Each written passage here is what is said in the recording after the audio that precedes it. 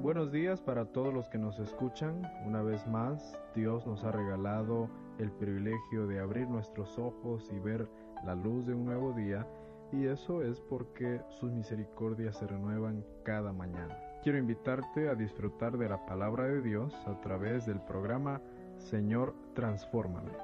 El comentario de este día, 17 de septiembre del 2017, está basado en el capítulo 2 del libro de Lamentaciones, un tratado que demuestra la tristeza sufrida por el profeta después de la desolación. Quiero que imagines conmigo este cuadro. El día finalmente había llegado. La tensión, la ansiedad y los temores de parte de muchos por fin se había concretado. Jerusalén había quedado en ruinas. La ciudad de Dios, la ciudad de David, gloriosa en sus primeros años del reinado, ahora estaba desolada, prácticamente vacía. Solo los más pobres habían quedado, tal vez para reflejar la misma condición imperante del pueblo de ese tiempo. Todo lo que un día había florecido por medio de la dirección divina, ahora mostraba el cuadro más triste de quien rechaza la invitación a arrepentirse y con incauta actitud se aleja cada vez más de Dios. En medio de esa desesperante situación, en medio de ese caos, se escucha el llanto aparentemente sin consuelo de una voz conocida para los que se han quedado. Una voz que se había levantado durante 40 años. ¿Puedes creerlo? Es la voz del profeta. Jeremías llora porque el pueblo no escuchó, porque de alguna manera su labor profética fue desdeñada y su voz despreciada. El corazón del profeta está triste, aun cuando podría sentirse satisfecho al ver las calamidades que habían venido al pueblo en cumplimiento a su palabra. El profeta llora.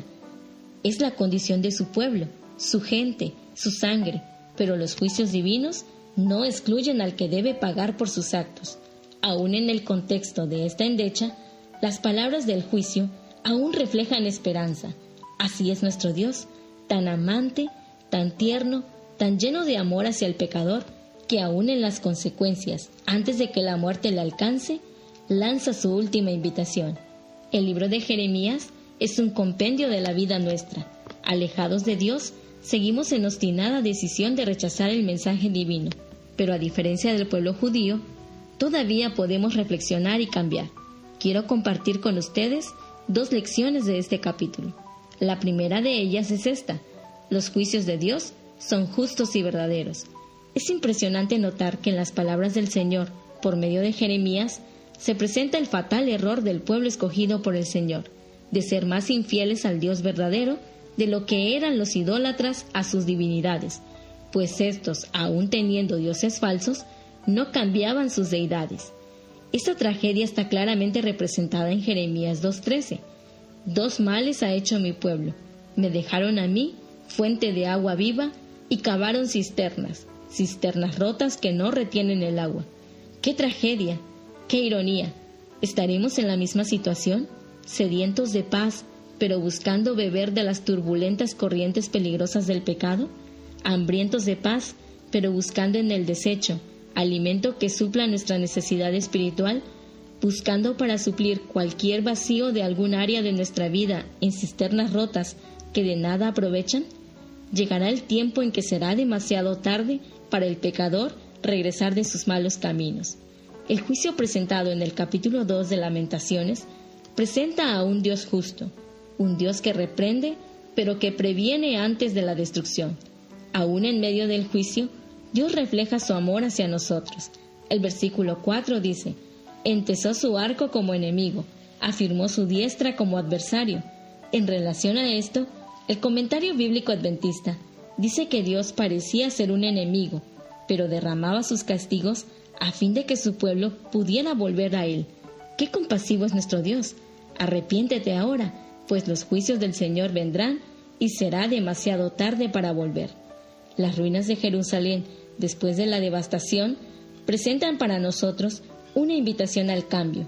Por favor, amigo, recuerda que el juicio de Dios vendrá.